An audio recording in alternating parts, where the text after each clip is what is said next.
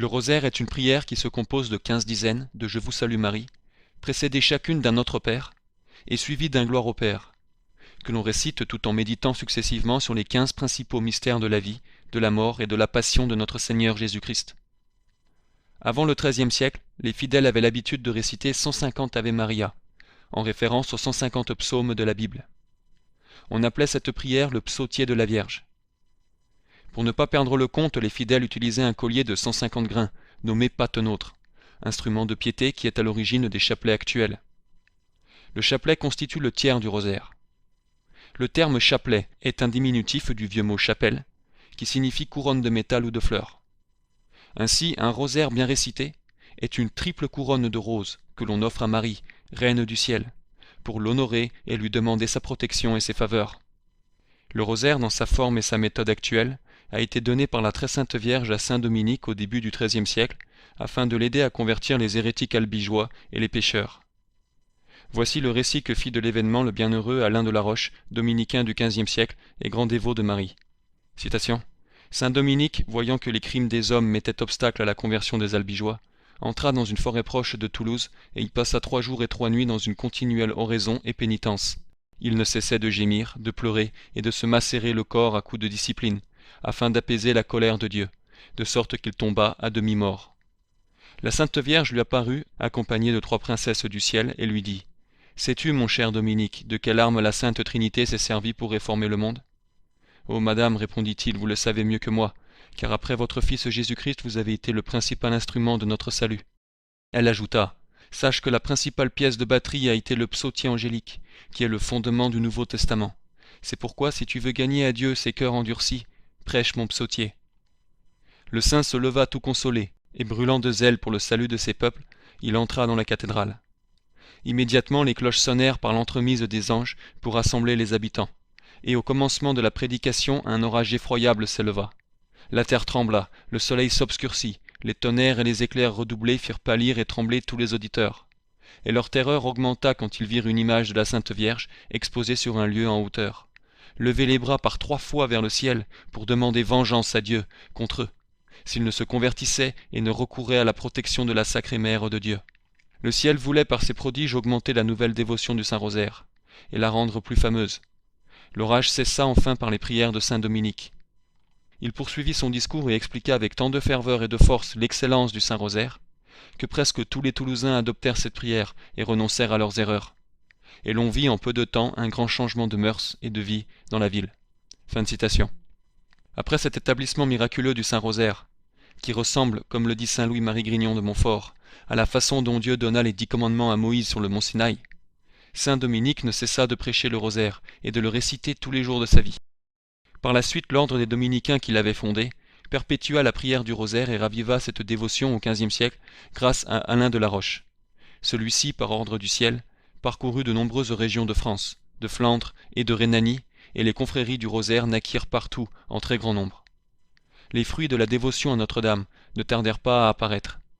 Par le rosaire, le pape Saint Pie V, lui-même dominicain, obtint la victoire de Lépante en 1571 contre les armées turques, et le bienheureux pape Innocent XI la délivrance de Vienne de la menace islamique en 1683. Après de telles victoires miraculeuses, ces paroles du pape Saint Pie X prennent tout leur sens. Citation. « Donnez-moi une armée qui récite le chapelet, et je ferai la conquête du monde. De toutes les prières, le rosaire est la plus belle et la plus riche en grâce, celle qui plaît le plus à la très sainte Vierge Marie. Aimez donc le rosaire, et récitez-le avec piété tous les jours. » Le dernier grand missionnaire du rosaire fut saint Louis-Marie Grignon de Montfort. Depuis saint Dominique, il n'y a pas eu d'homme plus zélé pour l'établissement de la prière du rosaire et de la dévotion à Notre-Dame. Grâce à ses prédications enflammées, il redonna un souffle à la vie catholique dans l'ouest de la France, face à l'hérésie janséniste, ce qui fut déterminant dans le soulèvement de la Vendée face à la démoniaque Révolution française. C'est, chapelet ou rosaire à la main, que les Vendéens défendirent leur famille, leurs églises et la foi catholique traditionnelle. Par la suite, les papes de la Sainte Église catholique ont continué à promouvoir le rosaire et la dévotion à la Sainte Vierge, comme le prouvent les quelques citations suivantes. Le pape Pie IX disait « Le rosaire est la prière la plus efficace pour accroître dans le cœur des fidèles la dévotion à Marie. » Léon XIII, quant à lui, nous enseignait que le rosaire condense en lui tout le culte qu'on doit à Marie. Pour honorer Marie et mériter ses faveurs, il n'y a pas une meilleure prière que le Saint-Rosaire. Et le pape Saint-Pie X d'ajouter: c'est de toutes les prières la plus belle, la plus riche en grâce, celle qui plaît le plus à la très sainte Vierge. Cependant, depuis la Révolution française et la montée en puissance des ennemis de la foi, la dévotion à la Vierge Marie n'a cessé de faiblir, et la prière du rosaire a été progressivement délaissée par les catholiques, malgré les appels répétés de Notre-Dame à la Salette et à Fatima. Qui pourrait rester insensible à ces paroles que notre douce mère prononça en larmes à une bergère du nom de Mélanie, près du petit village de la Salette, un jour de septembre 1846. Citation: depuis le temps que je souffre pour vous autres, si je veux que mon fils ne vous abandonne pas, je suis chargé de le prier sans cesse. Et pour vous autres, vous n'en faites pas cas. Vous aurez beau prier, beau faire, jamais vous ne pourrez récompenser la peine que j'ai prise pour vous autres. Ne doutons pas que l'ingratitude des hommes envers la Mère de Dieu, la première à intercéder en notre faveur et à combattre le démon, est une des causes principales de la grande apostasie et de l'éclipse de l'Église. Écoutons les exhortations de Notre-Dame du Rosaire aux 3 enfants de Fatima, Lucie, Francesco et Jacinta. Je veux que vous continuiez à réciter le chapelet tous les jours, en l'honneur de Notre-Dame du Rosaire, pour obtenir la paix du monde et la fin de la guerre, parce qu'elle seule pourra vous secourir. La vraie sœur Lucie, et non pas l'imposteur, 40 ans plus tard, rappelait au père Fuentes dans un entretien du 26 décembre 1957 l'importance cruciale de la prière du rosaire. Citation: regardez, Père, la très sainte Vierge, en ces derniers temps que nous vivons, a donné une efficacité nouvelle à la récitation du rosaire, de telle façon qu'il n'y a aucun problème, si difficile soit-il, temporel ou surtout spirituel, se référant à la vie personnelle de chacun de nous, de nos familles, des familles du monde ou des communautés religieuses, ou bien à la vie des peuples et des nations. Il n'y a aucun problème, dis-je, si difficile soit-il, que nous ne puissions résoudre par la prière du Saint-Rosaire. Avec le Saint-Rosaire, nous nous sauverons, nous nous sanctifierons, nous consolerons notre Seigneur et obtiendrons le salut de beaucoup d'âmes. En cette période de la grande apostasie, le très saint rosaire est sans aucun doute la prière la plus puissante et la plus nécessaire. Le rosaire éteint les foyers d'hérésie, là où ils commencent à s'allumer. Le rosaire éclaire les plus profonds et plus secrets recoins de l'âme. Le rosaire convertit les cœurs les plus endurcis et les pécheurs les plus obstinés. Le rosaire fait voler en éclats les pièges du diable et des hérétiques. Le rosaire fait resplendir les mérites d'un catholique, afin qu'il prenne plus de valeur aux yeux de Dieu. Il n'y a rien qui ne soit impossible au rosaire. Aujourd'hui, en cette fin des temps, nous combattons pour garder la vraie foi face aux innombrables ennemis du Christ. Tous les catholiques doivent s'efforcer de prier le rosaire entier, c'est-à-dire 15 dizaines, tous les jours, si possible. Même si cela vous paraît difficile, ou que vous manquez de temps, dites-vous que c'est par la prière que vous obtiendrez les grâces pour comprendre et accepter les commandements de Dieu. C'est par la prière que vous grandirez dans la foi, c'est par la prière que vous sauverez votre âme. La dévotion à la très sainte Vierge Marie, le Je vous salue Marie et le Saint-Rosaire sont essentiels. Les catholiques doivent tout faire pour en apprendre et comprendre la puissance.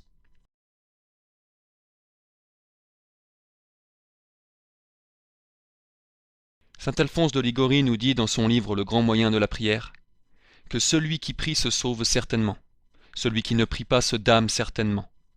Tous les élus, à l'exception des enfants, se sont sauvés par la prière. Tous les damnés se sont perdus faute de prière. S'ils avaient prié, ils ne se seraient pas perdus. Tel est et tel sera dans l'enfer leur principal sujet de désespoir. Avoir pu se sauver avec tant de facilité en implorant de Dieu les grâces nécessaires, et maintenant, les malheureux, n'être plus à même de les demander. Fin de citation. Si, comme un vrai chrétien qui souhaite se sauver, vous désirez marcher sur les traces des saints, si vous voulez ne point tomber du tout en péché mortel, rompre tous les pièges et éteindre tous les traits enflammés du diable, il faut que vous priez toujours comme l'a enseigné et ordonné Jésus-Christ. Veillez et priez pour ne pas entrer en tentation. Jean 4,2. La prière est la nourriture de l'âme. De même que le corps ne peut se soutenir sans nourriture, l'âme ne peut se conserver en vie sans la prière. Saint François d'Assise disait qu'on ne peut jamais espérer voir aucun bon fruit d'une âme sans la prière. À la question « Quand faut-il prier ?», notre Seigneur Jésus-Christ répondit « Il faut prier sans cesse et ne jamais se décourager. » Luc 18,8. Prier est une absolue nécessité pour sauver son âme. Sans le secours de la grâce, nous ne pouvons rien, et Dieu n'accorde ce secours qu'à ceux qui le demandent. Saint Augustin nous dit que les grâces les plus importantes, et notamment le don de persévérance dans la vraie foi, qui est la grâce la plus nécessaire en ce temps d'apostasie générale, ne sont accordées qu'à ceux qui prient. Citation, « Il y a des grâces que Dieu a préparées à ceux-là même qui ne les demandent pas, comme le commencement de la foi, mais d'autres qu'il réserve à ceux qui les demandent, comme la persévérance finale. » Fin de citation. Pour ne pas vous laisser séduire par tous ces prêtres faux traditionalistes qui refusent de voir la vérité en face, qui rejettent les dogmes et préfèrent se réfugier dans des explications théologiques absurdes et dans un vain intellectualisme. Pour garder le cap et ne pas vous perdre dans les ténèbres de cette époque, gardez à l'esprit ces paroles de Padre Pio. Nous cherchons Dieu dans les livres, mais c'est dans la prière que nous le trouvons. La prière est la clé qui ouvre le cœur de Dieu. La prière est également indispensable pour résister à la tentation et garder les commandements divins, surtout celui contre l'impureté, car l'homme, du fait du péché originel, est naturellement entraîné par la concupiscence vers les plaisirs des sens, ce qui est encore plus vrai dans notre monde moderne païen et décadent. La prière est la sauvegarde de la pureté, disait saint Grégoire de Nice. Ne doutez pas de la possibilité de respecter les 10 commandements, car comme l'enseignait saint Augustin, la loi nous a été donnée pour que nous demandions la grâce. La grâce nous est donnée pour que nous observions la loi. Adressez-vous avec confiance au Seigneur, car lui-même nous l'a dit. Demandez et l'on vous donnera. Cherchez et vous trouverez. Matthieu 7,7. Que tous ceux qui sont accablés par les tentations demandent avec ferveur les grâces pour y résister. Que tous ceux qui cherchent la vraie foi au milieu de l'apostasie générale prient pour la trouver, et ils la trouveront. Saint Thomas d'Aquin disait « Toutes les grâces que le Seigneur a déterminées dans ses décrets éternels de nous accorder, il ne veut nous les donner que par le moyen de la prière. » Écoutons encore saint Alphonse, ce grand docteur de l'Église, nous exhorter à la prière. « Priez, priez et ne vous lassez jamais de prier. Car si vous priez, votre salut est assuré. Mais si vous cessez de prier, votre perte est certaine. »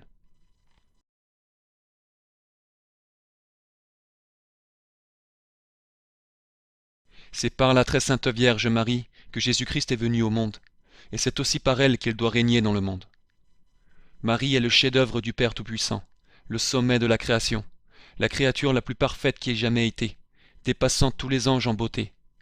Marie est la mère admirable du Fils, que Jésus a pris plaisir à cacher pendant sa vie, pour favoriser son humilité. L'appelant du nom de femme, comme une étrangère, même si dans son cœur il l'estimait et l'aimait plus que tous les anges et les hommes. Marie est la fontaine scellée et l'épouse fidèle du Saint-Esprit, où il n'y a que lui qui entre. Marie est le sanctuaire et le repos de la Sainte Trinité, où Dieu y est plus magnifiquement et divinement qu'en aucun lieu de l'univers, sans excepter sa demeure sur les chérubins et les séraphins. Et il n'est pas permis à aucune créature, quelque pure qu'elle soit, d'y entrer sans un grand privilège. Comme le disent tous les saints, la Vierge Marie est le paradis terrestre du nouvel Adam, où il s'est incarné par l'opération du Saint-Esprit pour y opérer des merveilles incompréhensibles. Ni l'œil n'a vu, ni l'oreille n'a entendu, ni le cœur de l'homme n'a compris les beautés, les grandeurs et excellences de Marie, le miracle des miracles de la grâce, de la nature et de la gloire. Même si Marie, comparée à la majesté infinie du Très-Haut, n'est rien qu'une créature sortie de ses mains, il n'en reste pas moins que le Fils de Dieu s'est fait homme pour notre salut, en Marie et par Marie. Jésus-Christ a voulu commencer ses miracles par Marie. Il a sanctifié saint Jean-Baptiste dans le sein de sa mère sainte Élisabeth, par la parole de Marie. Aussitôt que Marie eut parlé, Jean fut sanctifié, et c'est le premier et plus grand miracle de grâce de notre Seigneur. Le Christ changea aux noces de Cana l'eau en vin à l'humble prière de Marie, et c'est son premier miracle de nature. Il a commencé et continué ses miracles par Marie, et il les continuera jusqu'à la fin des siècles, par Marie.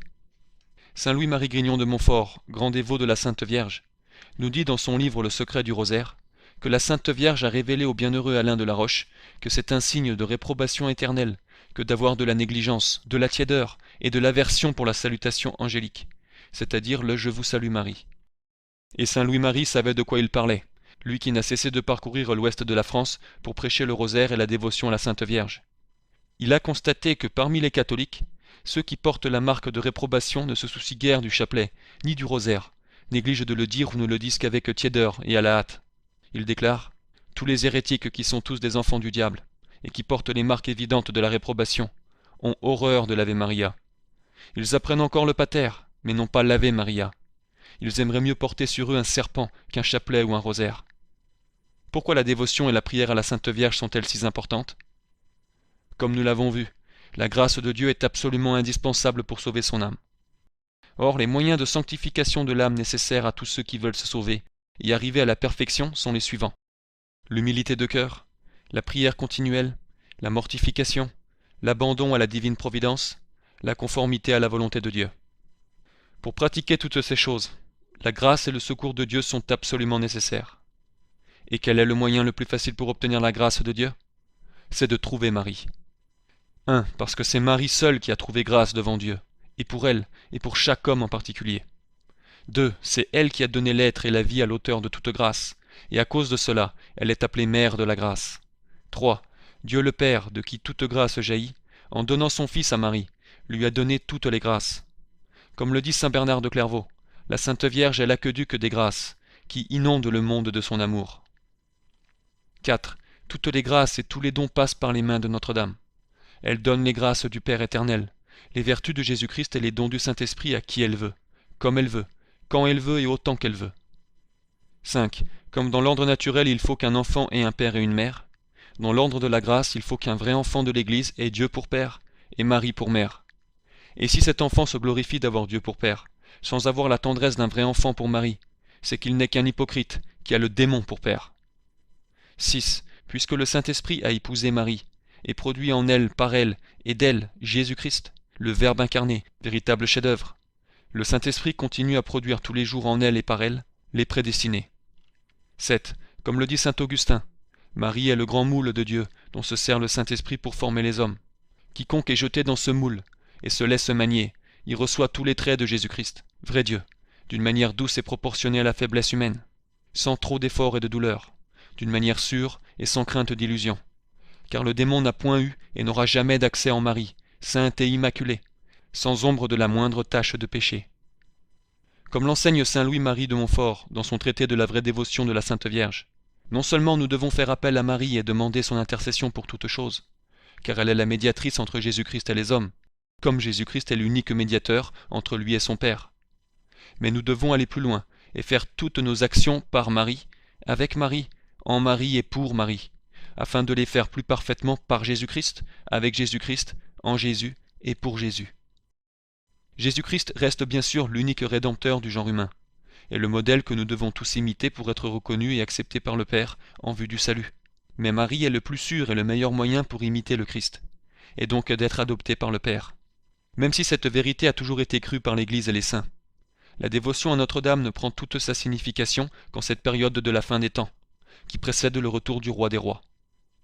Il y a eu peu d'apparitions de la Vierge dans les premiers temps de l'Église, afin que les hommes, encore peu instruits et éclairés sur la personne de son Fils, ne s'éloignent pas trop de la vérité et n'en viennent pas à faire de Marie une divinité.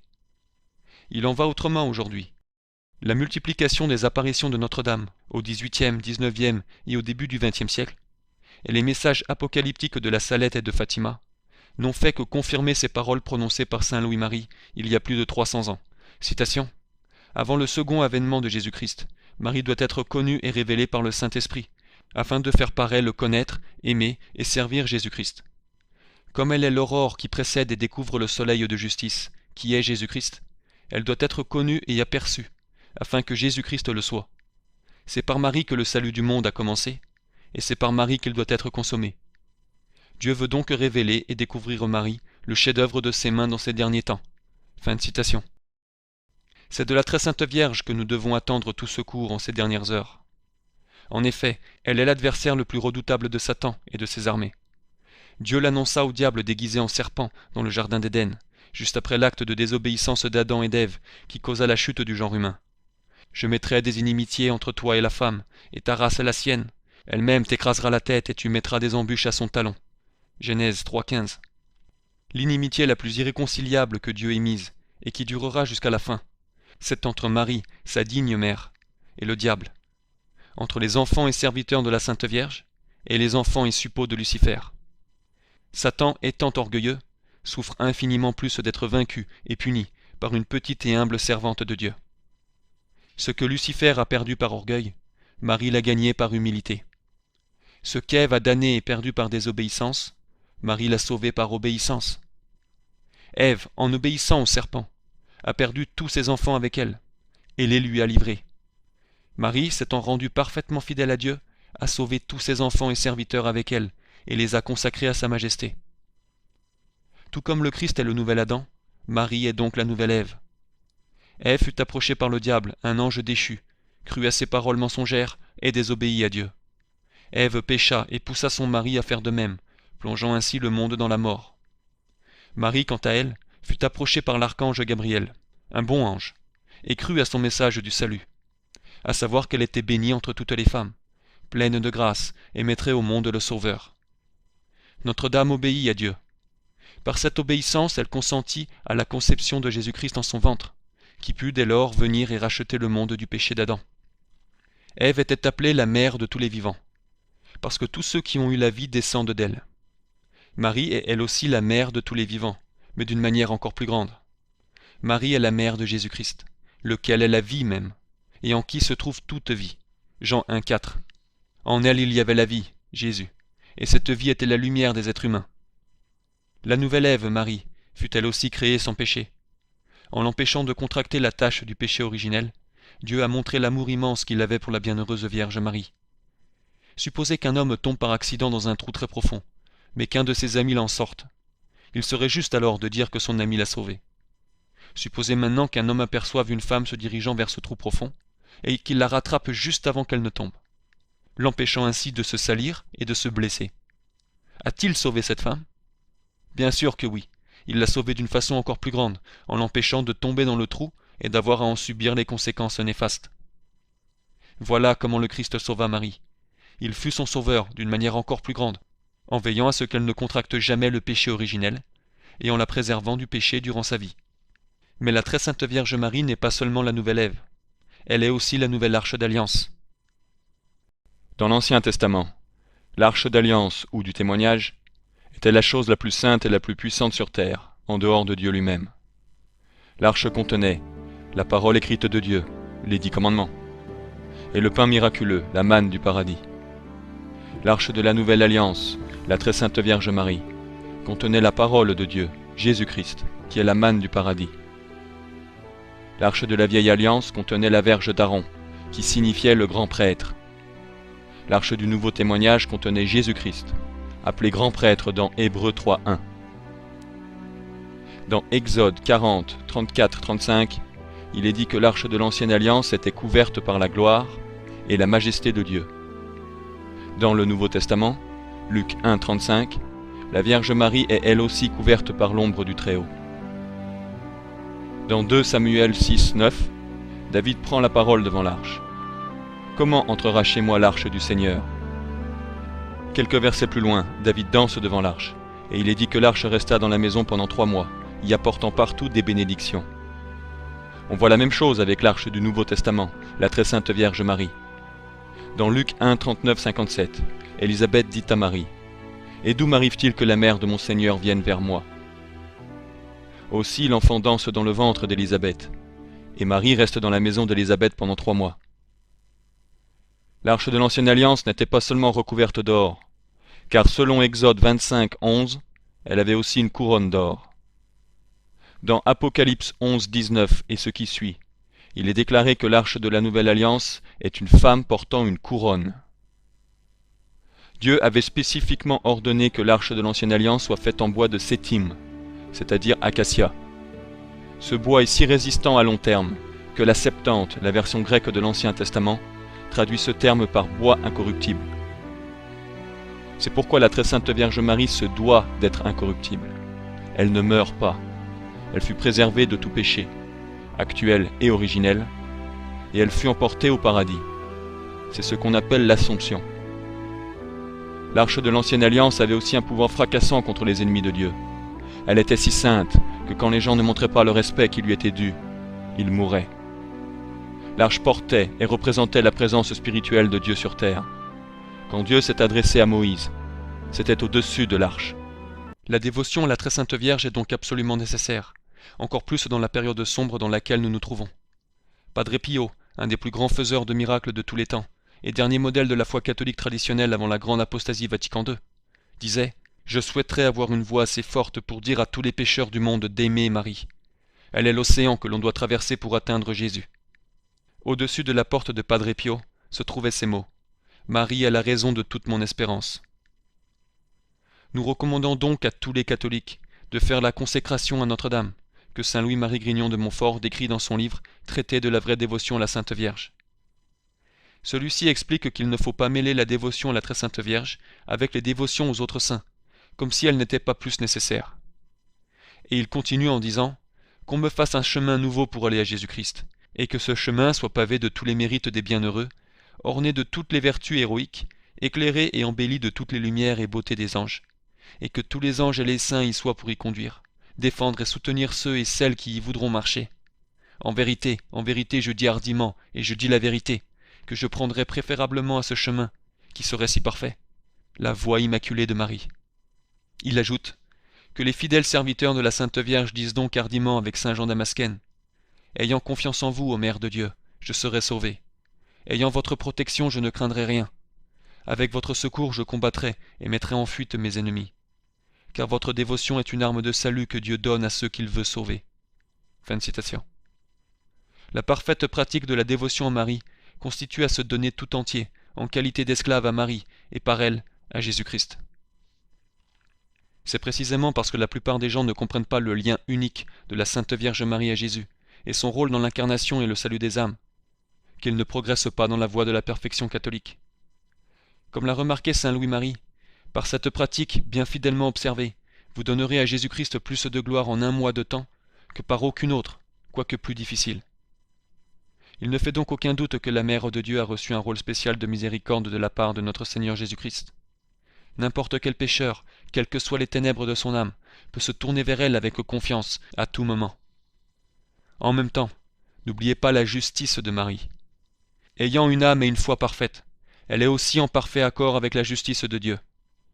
L'anecdote qui suit montre que ceux qui pensent qu'ils peuvent pécher mortellement et mépriser les grâces de Dieu, parce que Marie leur obtiendra quoi qu'il arrive la miséricorde du Christ, se trompent lourdement. Saint Alphonse raconte qu'en l'année 1611, dans le célèbre sanctuaire de Marie à Montevergine, il arriva que lors de la vigile de la Pentecôte, la foule qui s'y pressait profana cette fête par des bals, des excès et des conduites immodestes.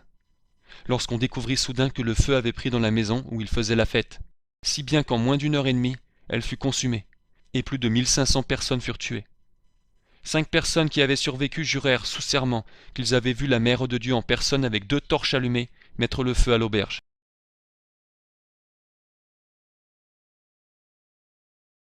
L'importance du Saint-Rosaire tient au fait qu'elle est la prière la plus parfaite que nous puissions faire à la Sainte Vierge, et que la dévotion à Marie est absolument nécessaire au salut. Saint Alphonse de Liguori disait à ce propos: le rosaire est l'hommage le plus agréable que l'on puisse offrir à la Mère de Dieu. Nous savons que Notre-Dame de Fatima a accordé une puissance toute particulière au rosaire en cette période de la fin des temps, comme elle l'a révélé à sœur Lucie. Celle-ci avoua au Père Fuentes que la très sainte Vierge en ces derniers temps, que nous vivons, a donné une efficacité nouvelle à la récitation du rosaire, si bien qu'il n'y a aucun problème, si difficile soit-il, que nous ne puissions résoudre par la prière du Saint-Rosaire. Padre Pio disait souvent aux innombrables personnes qui venaient lui demander conseil: récitez le rosaire et récitez-le tout le temps, et autant que vous le pouvez. Il enseignait à ses enfants spirituels: dans tous vos moments de temps libre, une fois que vous avez terminé vos devoirs d'état, vous devriez vous mettre à genoux et prier le rosaire. Priez-le devant le Saint-Sacrement ou devant un crucifix. Convaincu du pouvoir du rosaire, Padre Pio le tenait toujours dans ses mains et le portait autour de son bras la nuit. Il appelait le rosaire son arme contre le démon. En effet, cette vie est une guerre et une tentation continuelle. Nous n'avons pas à combattre des ennemis de chair et de sang, mais les puissances même de l'enfer. Pour être un bon catholique, il faut faire preuve de bonne volonté, il faut faire des efforts, il faut partir en guerre contre le démon. Soyez agressif dans votre vie spirituelle, pratiquez, concentrez-vous, persévérez, croisez-vous contre les puissances de l'enfer. Pour faire la guerre, il faut une arme, et cette arme c'est le rosaire. Tout comme David avec une simple pierre tua Goliath, et fut finalement couronné roi d'Israël.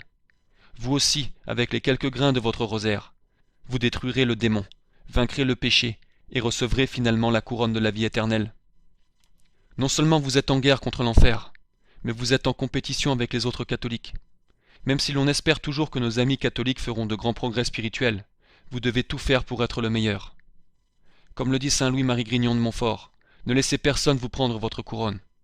Prenez garde qu'un autre, plus fidèle que vous à dire son rosaire tous les jours, ne vous l'enlève. Elle était vôtre, Dieu vous l'avait préparée. Elle était vôtre, vous l'aviez déjà demi-gagnée par vos rosaires bien dits, et parce que vous vous êtes arrêté en si beau chemin où vous courriez si bien, un autre qui vous a devancé y est arrivé le premier. Un autre plus diligent et plus fidèle a acquis et payé, par ses rosaires et bonnes œuvres, ce qui était nécessaire pour avoir cette couronne. Il n'y a que les violents qui la ravissent de force. Ces couronnes ne sont pas pour ces timides qui craignent les railleries et les menaces du monde. Ces couronnes ne sont pas pour ces paresseux et fainéants qui ne disent leur rosaire qu'avec négligence, ou à la hâte, ou par manière d'acquis, ou par intervalles, selon leur fantaisie. Ces couronnes ne sont pas pour ces poltrons qui perdent cœur et mettent les armes bas, quand ils voient tout l'enfer déchaîné contre leur rosaire. Si vous voulez, chers confrères du rosaire, entreprendre de rendre service à Jésus et Marie en récitant le rosaire tous les jours, préparez votre âme à la tentation. Les hérétiques, les libertins, les honnêtes gens du monde, les demi-dévots et les faux prophètes, de concert avec votre nature corrompue et tout l'enfer, vous livreront de terribles combats, pour vous faire quitter cette pratique. Donc, prenez votre rosaire, et battez-vous pour votre couronne. Et souvenez-vous des paroles de notre Seigneur. Restez fidèles jusqu'à la mort, et je vous donnerai la couronne de vie. Mais qu'est-ce qui rend le rosaire si puissant? C'est la méditation des mystères de la vie du Christ, le roi des rois, celui qui a triomphé de la mort. Depuis que le démon, dit le cardinal Hugues, a été vaincu par l'humilité et la passion de Jésus-Christ, il ne se peut quasi attaquer à une âme armée de la méditation de ces mystères. Ou, s'il l'attaque, il en est vaincu honteusement. Armez-vous donc de ces armes de Dieu. Éphésiens 6, 11, du Saint-Rosaire, et vous briserez la tête du démon. Et demeurez stable contre toutes ces tentations. À propos de la méditation des mystères, saint Albert le Grand, maître de saint Thomas d'Aquin, a su par révélation que le simple souvenir ou la méditation de la passion de Jésus-Christ est plus méritoire aux chrétiens que de jeûner pendant 1 an tous les vendredis au pain et à l'eau, ou de se mortifier jusqu'au sang toutes les semaines, ou de réciter tous les jours le psautier. Lorsque saint Dominique prêchait près de Carcassonne, le Saint-Rosaire, on lui amena un hérétique albigeois possédé par le démon. Le saint l'exorcisa en présence d'une multitude de personnes. On raconte qu'il y avait plus de 12 000 hommes pour l'entendre. Les démons qui possédaient ce pauvre misérable, étant obligés de répondre malgré eux aux interrogations que le saint leur faisait, commencèrent à s'écrier en disant « Écoutez donc, chrétiens, cette mère de Jésus-Christ est toute puissante pour empêcher que ses serviteurs ne tombent en enfer. Plusieurs chrétiens même qui l'invoquent à la mort et qui devraient selon nos lois ordinaires être damnés sont sauvés par son intercession. Aucun de ceux qui persévèrent à dire le rosaire n'est damné, car elle obtient à ses dévots serviteurs une vraie contrition de leurs péchés, par laquelle ils en obtiennent le pardon et l'indulgence. » Fin de citation. Le rosaire est à ce point puissant contre le diable, que plusieurs saints dans l'histoire se servirent même du chapelet de grain comme objet pour enchaîner le démon et le chasser des corps des possédés. Le très dévot pape Adrien VI se disait « Le rosaire est le fouet qui flagelle le démon ». Mettons donc toute notre confiance et notre espérance dans la récitation du rosaire. Comme saint Grignon de Montfort qui affirmait « Quand vous seriez sur le bord de l'abîme, quand vous auriez déjà un pied en enfer, quand vous auriez vendu votre âme au diable, vous vous convertirez tôt ou tard et vous vous sauverez, pourvu que vous disiez tous les jours le Saint-Rosaire dévotement jusqu'à la mort, pour connaître la vérité et obtenir la contrition et le pardon des péchés. En cette période de la fin des temps, seule la prière des catholiques, qui ont la vraie foi et qui sont en état de grâce, retient le Tout-Puissant de châtier le monde. Le rosaire est un moyen donné du ciel pour apaiser la colère de Dieu, disait le pape Grégoire XIII. Mettons donc toute notre ferveur à le réciter tous les jours, car comme l'affirmait Pie IX, c'est le rosaire qui sauvera le monde. Et sainte Thérèse de Lisieux de confirmer « Par le rosaire on peut tout obtenir. Selon une gracieuse comparaison, c'est une longue chaîne qui relie le ciel à la terre, une des extrémités est entre nos mains, et l'autre dans celle de la Sainte Vierge. Tant que le rosaire sera récité, Dieu ne pourra abandonner le monde, car cette prière est puissante sur son cœur. Il n'y a pas de prière qui soit plus agréable à Dieu que le rosaire. » Fin de citation. Conservez donc la pratique du Saint-Rosaire, car jamais une âme qui dit son rosaire tous les jours ne sera formellement hérétique, ni trompée par le démon. Un très grand nombre de saints furent dévoués à la pratique du rosaire. Saint François de Sales, grand directeur des âmes spirituelles de son siècle, s'obligea par vœu de le dire tout entier tous les jours, autant de temps qu'il vivrait. Saint Charles Borromée le récitait aussi tous les jours, et recommandait fort cette dévotion à ses prêtres et ecclésiastiques dans les séminaires et à tout son peuple. Saint Pie V, l'un des plus grands papes qui ait gouverné l'Église, récitait tous les jours le rosaire. Saint Thomas de Villeneuve, archevêque de Valence, Saint Ignace, Saint François Xavier, Saint François Borgia, Sainte Thérèse, Saint Philippe de Néri, entre autres, ont excellé en cette dévotion.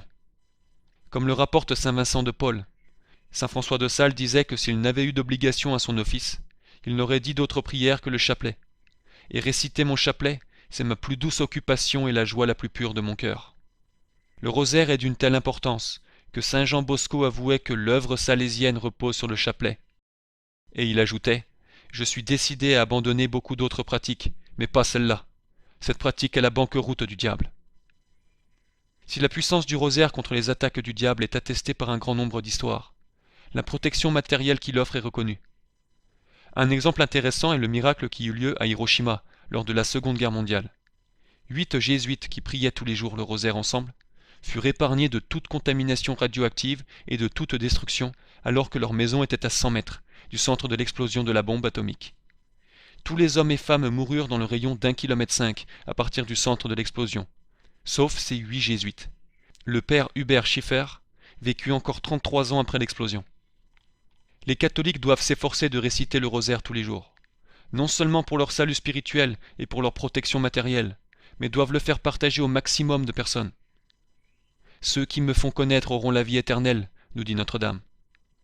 Que les dévots de la Sainte Vierge tâchent de gagner le plus qu'ils pourront de fidèles à la récitation du Saint-Rosaire.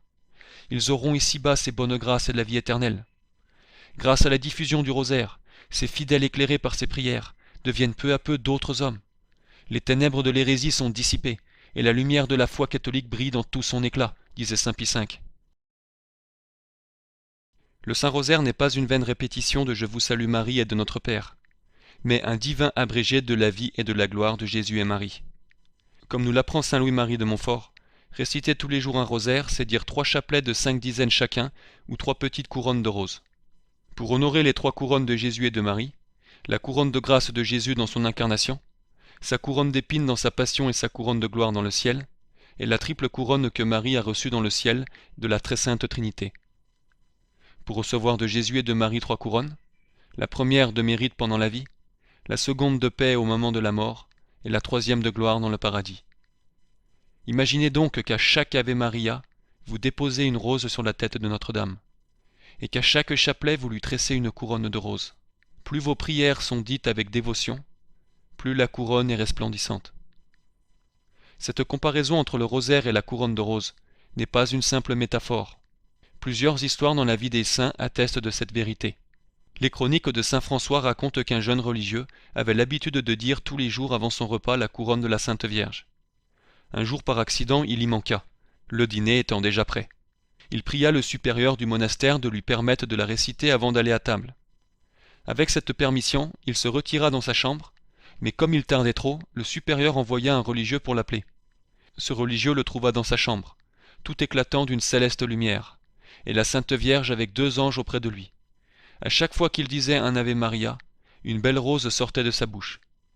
Les anges prenaient les roses l'une après l'autre et les mettaient sur la tête de la Sainte Vierge qui en témoignait du contentement. 2 autres religieux envoyés pour voir la cause du retard des autres virent ce mystère, et la Sainte Vierge ne disparut point avant que la couronne ne fût récitée. La prière du rosaire contient 2 éléments, l'oraison mentale et l'oraison vocale. L'oraison mentale du Saint-Rosaire est la méditation des principaux mystères de la vie, de la mort et de la gloire de Jésus-Christ et de sa très sainte mère, et les mystères de la vie et de la gloire de sa très sainte mère.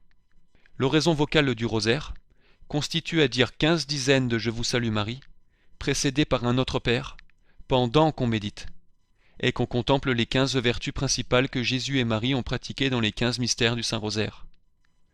Dans le premier chapelet, qui est de 5 dizaines, on honore et on considère les 5 mystères joyeux, au second les 5 mystères douloureux, et au troisième les 5 mystères glorieux. Comment réciter le Saint-Rosaire? La meilleure méthode est celle que décrit saint Louis-Marie Grignon de Montfort dans Le secret du rosaire. Il s'agit de la méthode la plus simple, la plus profonde, et la plus parfaite qui soit. Commencez par vous placer, les 2 genoux à terre, devant un crucifix ou devant le Saint-Sacrement. Gardez à l'esprit que vous vous agenouillez devant Jésus-Christ et sa Sainte Mère, et qu'il vous observe avec attention. Faites le signe de croix, prenez votre rosaire et joignez les mains. Demandez l'aide de l'Esprit Saint pour sanctifier votre âme et vous soutenir dans la prière. Venez, Esprit Saint, remplissez les cœurs de vos fidèles et embrassez-les du feu de votre amour. Faites l'offrande générale qui suit, laquelle résume toutes les intentions de votre récitation du rosaire. Je m'unis à tous les saints qui sont dans le ciel, à tous les justes qui sont sur la terre. Je m'unis à vous, Jésus, pour louer dignement votre Sainte Mère, et vous louer en elle et par elle. Je renonce à toutes les distractions qui pourront me venir pendant ce chapelet. Nous vous offrons, Sainte Vierge Marie, ce credo, pour honorer votre foi sur la terre, et vous demander part à cette même foi. Nous vous offrons ce pater, Seigneur, pour vous adorer dans votre unité, et vous reconnaître comme le principe et la fin de toutes choses. Nous vous offrons, très sainte Trinité, ces 3 Ave Maria, pour vous remercier de toutes les grâces que vous avez faites à Marie, et que vous nous avez faites par son intercession. Dites le credo, puis un pater, puis 3 Ave Maria, en latin ou en français, en demandant à chacun des 3 Ave à Marie d'intercéder en votre faveur, pour vous accorder une augmentation de l'une des 3 vertus théologales, foi, espérance, charité. Dites ensuite un gloire au Père. Avant de commencer chaque dizaine, arrêtez-vous un moment, plus ou moins longtemps, pour considérer le mystère que vous allez célébrer dans cette dizaine, et demandez toujours par ce mystère et l'intercession de la Sainte Vierge, une des vertus qui éclatent le plus dans ce mystère, ou dont vous aurez le plus besoin. Prenez surtout garde aux 2 fautes ordinaires que font presque tous ceux qui disent le chapelet ou le rosaire. La première, c'est de n'avoir aucune intention de prière à l'esprit.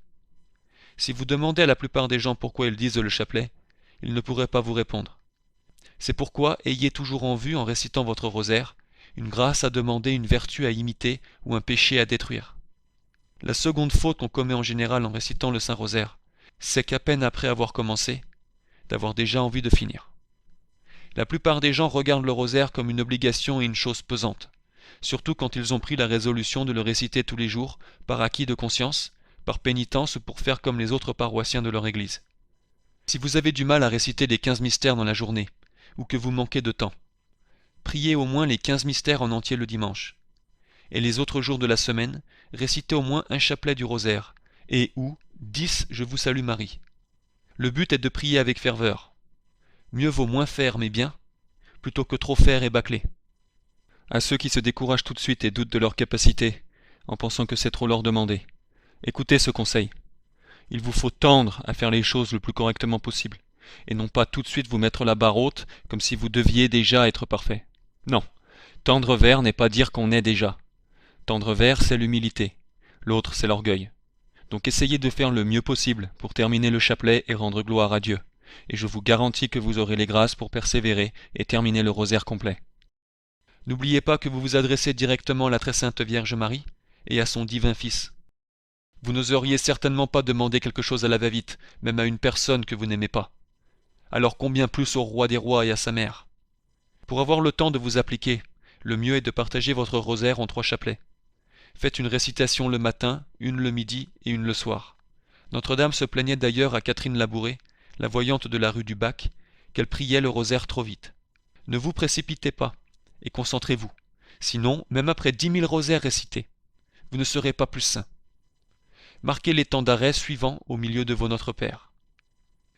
Notre Père qui êtes aux cieux, que votre nom soit sanctifié, que votre règne arrive, que votre volonté soit faite, sur la terre comme au ciel. Donnez-nous aujourd'hui notre pain quotidien, et pardonnez-nous nos offenses, comme nous pardonnons à ceux qui nous ont offensés. Et ne nous laissez point succomber à la tentation, mais délivrez-nous du mal. Ainsi soit-il. Et récitez vos Je vous salue Marie comme ceci. Je vous salue, Marie, pleine de grâce. Le Seigneur est avec vous. Vous êtes bénie entre toutes les femmes. Et Jésus, le fruit de votre ventre, est béni. Sainte Marie, Mère de Dieu, priez pour nous pauvres pécheurs, maintenant et à l'heure de notre mort. Ainsi soit-il. Notez que si vous décidez de prier le rosaire complet, en espaçant la récitation des 3 chapelets de mystère dans la journée, comme matin, midi et soir, vous n'avez pas besoin de recommencer la récitation des prières d'introduction, Credo, Pater, 3 Ave Maria, Gloria, mais de commencer directement le début du mystère en question, comme si vous n'aviez pas arrêté. N'oubliez pas que ce n'est pas la longueur mais la ferveur de la prière qui plaît à Dieu. Un seul Ave Maria bien dit est d'un plus grand mérite que 150 mal dits. Beaucoup de personnes parmi ceux qui se disent catholiques traditionnels récitent le rosaire, le chapelet, ou au moins quelques dizaines d'Ave chaque jour. Pourquoi donc y en a-t-il si peu qui se corrigent de leurs péchés et avancent dans la vertu? Sinon parce qu'ils ne font pas ces prières comme il faut. C'est parce qu'ils récitent leurs prières avec précipitation et se laissent distraire. Il faut que la personne qui récite le Saint-Rosaire soit en état de grâce, ou du moins dans la résolution de sortir de son péché. parce que les bonnes œuvres et les prières faites en état de péché mortel sont des œuvres mortes, qui ne peuvent pas être agréables à Dieu, ni mériter la vie éternelle. Il ne suffit pas, pour bien prier, d'exprimer vos demandes par la plus excellente de toutes les prières, qui est le rosaire, mais il faut encore y apporter une grande attention, car Dieu écoute plutôt la voix du cœur que celle de la bouche. Prier Dieu avec des distractions volontaires serait une grande irrévérence, qui rendrait nos rosaires infructueux et nous remplirait de péchés. C'est vrai qu'il est presque impossible de réciter le rosaire sans avoir quelques distractions involontaires. Pour éviter au maximum d'égarer votre esprit, mettez-vous en présence de Dieu. Rappelez-vous que Dieu et sa Sainte Mère vous regardent, que votre bon ange, à votre main droite, prend vos Ave Maria comme autant de roses, s'ils sont bien dits, pour en faire une couronne, à Jésus et à Marie. Et qu'au contraire, le démon est à votre gauche, et rôde autour de vous, pour dévorer vos Ave Maria et les marquer sur son livre de mort, s'ils ne sont pas dits avec intention, dévotion et modestie. Surtout, n'oubliez pas de faire les offrandes des dizaines en l'honneur des mystères, et de vous représenter, dans l'imagination, notre Seigneur et sa Sainte Mère dans le mystère que vous honorez. Ce qui augmente la difficulté de se concentrer, c'est l'imagination, qui n'est presque jamais en repos, et la malice du démon, qui ne se fatigue jamais de nous distraire et de nous empêcher de prier. En effet, pendant que nous sommes en train de dire notre rosaire, c'est au diable que nous nous attaquons.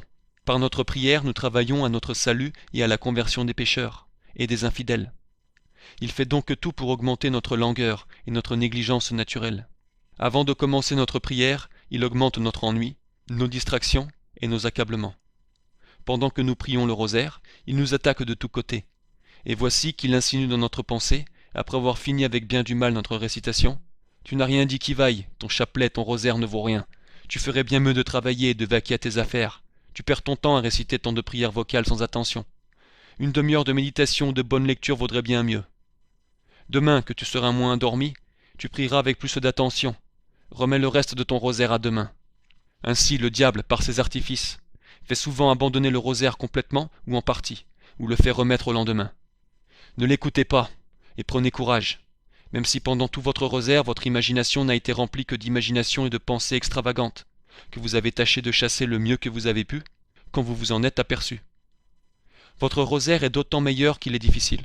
Il est d'autant plus difficile qu'il est naturellement moins agréable à l'âme et qu'il est plus rempli de distractions de l'imagination, qui ne donne pas à l'âme le temps d'apprécier ce qu'elle dit et de se reposer dans la paix. S'il faut que vous combattiez pendant tout votre rosaire contre les distractions qui vous viennent, eh bien combattez vaillamment, les armes au poing, c'est-à-dire en continuant votre rosaire, même si vous n'en avez aucune envie. C'est un combat terrible, mais c'est salutaire à l'âme fidèle. Si vous jetez les armes, c'est-à-dire si vous arrêtez votre rosaire, vous êtes vaincu. À ce moment-là, le diable, ayant vaincu votre fermeté et votre volonté, vous laissera en paix. Mais le jour du jugement dernier, il sera là pour vous reprocher votre pusillanimité et votre infidélité. Comme le dit notre Seigneur, celui qui est fidèle dans les petites choses, le sera aussi dans les plus grandes. Luc 16, 10. Celui qui est fidèle à rejeter les plus petites distractions dans les moins importantes de ses prières, sera aussi fidèle dans les plus grandes. Et comment se concentrer? Padre Pio, à propos des distractions pendant la prière, dit ceci à une femme qui l'interrogeait: « Vous ne devez pas vous distraire volontairement, mais si vous êtes distrait, continuez à prier, et vous en tirerez un grand mérite. Car notre Seigneur sait que vous n'êtes pas un ange priant pour lui, mais seulement une pauvre femme. Continuez à prier sans vous arrêter. Et quand vous trouvez qu'il est difficile de vous concentrer, ne perdez pas plus de temps en vous arrêtant pour vous demander quelles en sont les causes. C'est la même chose que pour un voyageur qui perd son chemin. À peine s'est-il rendu compte qu'il suit la mauvaise route, qu'il se remet sur la bonne. Donc vous devez continuer à méditer, et ne surtout pas vous arrêter pour commencer à vous demander d'où vient votre manque de concentration. Le plus dur dans la prière du rosaire, c'est de réfléchir au sens des paroles des prières que l'on prononce, que ce soit à haute voix ou dans sa tête, tout en méditant sur le mystère en question. Pour cela, nous vous conseillons, avant la récitation du Pater, qui introduit la dizaine, de contempler la scène du mystère, les habits des personnes, leurs paroles, le lieu, ce que les gens font, avec le plus de détails possible. Plus vous progresserez dans la compréhension des mystères, plus vous serez capable de voir des détails et de vous familiariser avec la scène qui se déroule devant vos yeux. N'oubliez pas que le mot mystère veut dire secret. Ne vous attendez donc pas à comprendre le sens des mystères tout de suite, et ne vous découragez pas si tout cela vous semble répétitif et sans profondeur. Ce n'est qu'en faisant preuve de bonne volonté, pour vivre les joies et les douleurs de Notre-Dame et de son divin Fils, que le Seigneur commencera à vivre en vous. Priez et méditez le rosaire comme la Vierge Marie, dont saint Luc nous dit, après le récit des bergers de Bethléem sur l'ange qu'ils avaient vu, que celle-ci gardait toutes ces choses dans son cœur.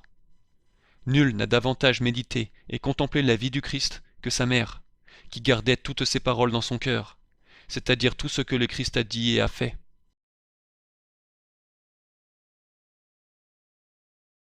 Le credo, ou le symbole des apôtres, qu'on récite sur la croix du rosaire ou du chapelet, est un abrégé sacré des vérités chrétiennes. C'est une prière absolument nécessaire, parce que la foi est la base, le fondement et le commencement de toutes les vertus chrétiennes, de toutes les vertus éternelles et de toutes les prières que Dieu tient pour agréables. Sans la foi, il est impossible de plaire à Dieu. Hébreux 11:6.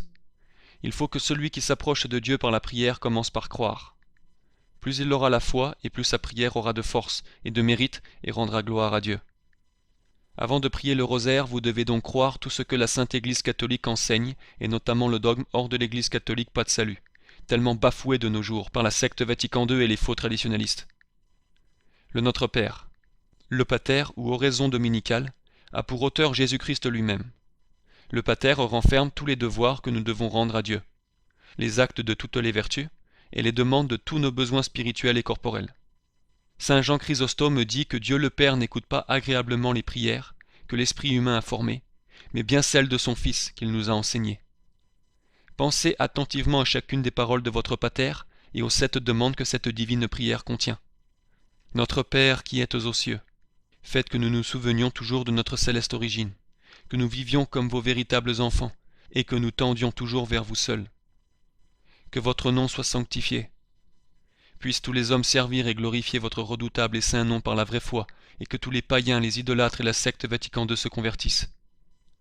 Que votre règne arrive, que vous régniez dans nos âmes par votre grâce, durant la vie, afin que nous méritions après notre mort de régner avec vous dans votre royaume. Que votre volonté soit faite sur la terre comme au ciel. Faites que nous accomplissions toujours et en toutes choses votre très sainte volonté, qui nous est connue par vos commandements, et que nous soyons de parfaits instruments entre vos mains. Donnez-nous aujourd'hui notre pain de chaque jour. Nous vous avouons humblement notre misère et notre dépendance, et vous demandons le strict nécessaire pour la vie du corps, nous reposant sur votre providence pour demain. Pardonnez-nous nos offenses comme nous pardonnons à ceux qui nous ont offensés. Pardonnez-nous, Père Tout-Puissant, les péchés de notre cœur et de notre bouche, les péchés d'action et d'omission qui nous rendent infiniment coupables aux yeux de votre justice, parce qu'en qualité d'enfants d'un Père si clément et miséricordieux, nous pardonnons par obéissance et par charité à ceux qui nous ont offensés. Et ne nous laissez pas, à cause de notre infidélité envers les grâces que vous nous donnez, succomber à la tentation, c'est-à-dire devenir les enfants du démon. Mais délivrez-nous du mal, qui est le péché, du mal de la peine temporelle et de la peine éternelle que nous avons mérité. Amen. Qu'il soit fait selon votre volonté, et seulement selon la vôtre. L'Ave Maria, ou salutation angélique, est une prière sublime, car elle fut adressée du ciel à la très sainte Vierge, par l'intermédiaire de l'archange Gabriel, en vue de l'incarnation du Fils de Dieu. Voici ce que nous dit saint Louis-Marie Grignon de Montfort à propos du Je vous salue Marie. Par la salutation angélique, Dieu s'est fait homme. Une Vierge est devenue mère de Dieu. Les âmes des justes ont été délivrées des limbes, les ruines du ciel ont été réparées, et les trônes vides ont été remplis. Le péché a été pardonné, la grâce nous a été donnée, les malades ont été guéris, les morts ressuscités, les exilés rappelés, la très sainte Trinité a été apaisée, et les hommes ont obtenu la vie éternelle. Par le Je vous salue Marie, Dieu le Père est glorifié, parce que nous honorons la plus parfaite de ses créatures. Le Fils est glorifié, parce que nous louons sa très pure mère, et le Saint-Esprit est glorifié, parce que nous admirons les grâces dont il a rempli son épouse. En chaque Ave Maria, on donne 2 bénédictions à Jésus et à Marie. Vous êtes bénie entre toutes les femmes, et Jésus, le fruit de vos entrailles, est béni. Par chaque Ave Maria, vous rendez à Marie le même honneur que Dieu lui rendit en la saluant avec l'archange Gabriel. Cette divine salutation attire sur nous la bénédiction de Jésus et de Marie, car c'est un principe infaillible que Jésus et Marie récompensent magnifiquement ceux qui les glorifient. Ils rendent au centuple les bénédictions qu'on leur donne. Êtes-vous dans la misère du péché? Alors invoquez la divine Marie, dites-lui « Ave », qui veut dire « Je vous salue », dans un très profond respect. Ô vous qui êtes sans péché et sans malheur, elle vous délivrera du mal de vos péchés. Êtes-vous dans les ténèbres de l'ignorance ou de l'erreur? Venez à Marie, dites-lui, Ave Maria, c'est-à-dire illuminée des rayons du soleil de justice, et elle vous fera part de ses lumières. Êtes-vous égaré du chemin du ciel?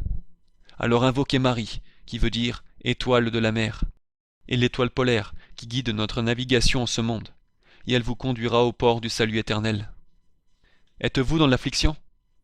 Alors ayez recours à Marie qui veut dire mère amère, qui a été remplie d'amertume en ce monde, et qui est présentement changée dans une mer de pure douceur au ciel. Elle convertira vos tristesses en joie, et vos afflictions en consolation. Avez-vous perdu la grâce? Alors honorez l'abondance des grâces dont Dieu a rempli la Sainte Vierge. Dites-lui, pleine de grâce et de tous les dons du Saint-Esprit, et elle vous fera part de ces grâces. Êtes-vous seul, privé de la protection de Dieu?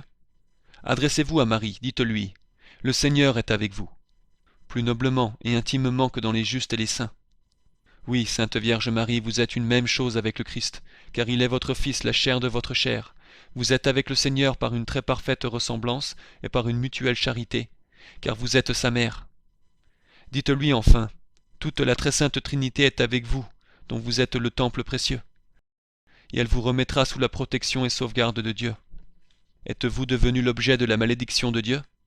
Dites-lui, vous êtes bénie entre toutes les femmes, et dans toutes les nations, pour votre pureté et fécondité. Vous avez changé la malédiction divine en bénédiction, et elle vous bénira. Avez-vous faim du pain de la grâce et du pain de vie? Approchez de celle qui a porté le pain vivant, qui est descendu du ciel.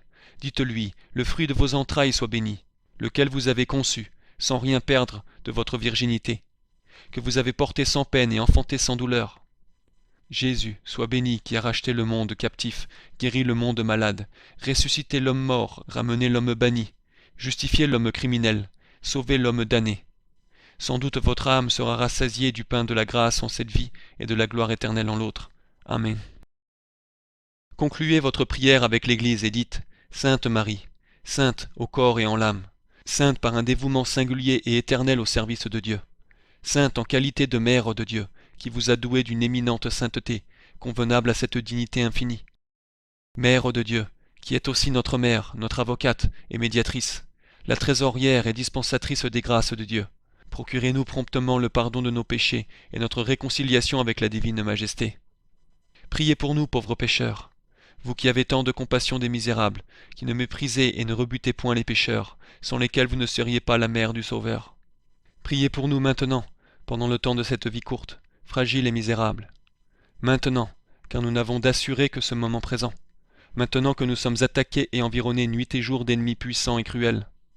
Et à l'heure de notre mort, si terrible et si périlleux, où nos forces sont épuisées, où nos esprits et nos corps sont abattus par la douleur et la crainte, à l'heure de notre mort où Satan redouble ses efforts afin de nous perdre pour jamais, à cette heure où se fera la décision de notre sort pour toute l'éternité, bienheureuse ou malheureuse. Venez au secours de vos pauvres enfants, ô mère pitoyable, ô l'avocate et le refuge des pécheurs. Chassez loin de nous, à l'heure de la mort, les démons, nos accusateurs et vos ennemis, dont l'aspect effroyable nous épouvante. Venez nous éclairer dans les ténèbres de la mort. Conduisez-nous, accompagnez-nous au tribunal de notre juge, votre Fils. Intercédez pour nous, afin qu'il nous pardonne et nous reçoive au nombre de vos élus, dans le séjour de la gloire éternelle. Amen. Vous trouverez sur notre site internet, lafoi.fr, la liste des 15 mystères contenus dans le rosaire, un résumé de leur signification, ainsi que la liste des demandes et des actions de grâce à faire pour chacun des mystères, selon la méthode de Saint Louis-Marie de Montfort. Plus généralement, vous devez savoir qu'on appelle les œuvres de Jésus-Christ et de sa Sainte Mère des mystères, parce qu'elles sont remplies de quantité de merveilles, de perfection et d'enseignements profonds et sublimes, que le Saint-Esprit découvre aux humbles et aux âmes simples qui les honorent. C'est saint Dominique qui a partagé la vie de Jésus-Christ et de la Sainte Vierge en 15 mystères, qui représentent leurs vertus et leurs principales actions comme 15 tableaux dont les traits doivent nous servir de règles et d'exemples pour la conduite de notre vie. Ceux qui contemplent sérieusement et dévotement les vertus de Jésus-Christ dans les 15 mystères de sa vie deviennent semblables à ce divin Maître, avec le secours de sa grâce et par l'intercession de la Sainte Vierge. Un catholique doit toujours avoir devant les yeux la vie et les vertus de Jésus-Christ, pour ne rien dire, ne rien penser, ne rien faire qui ne soit pas conforme. Celui qui ne médite pas les mystères du rosaire montre une grande ingratitude pour Jésus-Christ, et le peu d'estime qu'il a de tout ce que le divin Sauveur a souffert pour le salut du monde. Ce catholique devrait alors craindre que, n'ayant pas voulu connaître Jésus pendant sa vie, celui-ci ne lui dise au jour du jugement, pour son plus grand malheur, « Je vous dis en vérité, je ne vous connais point ». La très sainte mère du Sauveur ne s'est occupée toute sa vie qu'à méditer sur les vertus et les souffrances de son Fils. Lorsqu'elle entendit les anges chanter à sa naissance leurs cantiques d'allégresse, lorsqu'elle vit les bergers l'adorer dans l'étable, son esprit fut rempli d'admiration et elle méditait toutes ces merveilles. Elle comparait les grandeurs du Verbe incarné à ses profonds abaissements, la paille et la crèche à son trône et au sein de son Père, la puissance d'un Dieu à la faiblesse d'un enfant, sa sagesse à sa simplicité.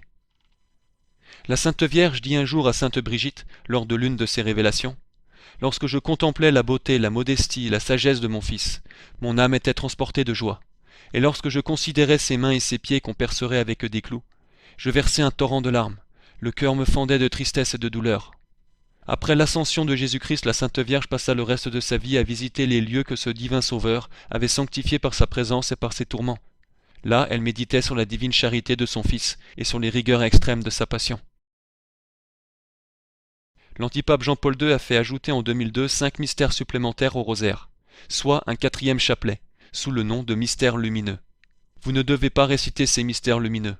Le problème ne se trouve pas dans les mystères en eux-mêmes, car ceux-ci traitent de la vie de notre Seigneur Jésus-Christ, et il n'y a rien de mauvais en eux. Le problème, c'est que ces mystères ont été ajoutés par Jean-Paul II, qui était un antipape non catholique de la secte Vatican II, comme le prouve la documentation de notre site internet. Jean-Paul II était un révolutionnaire qui voulait tout changer. Le rajout d'un mystère fut une tentative diabolique pour éloigner les gens du rosaire traditionnel.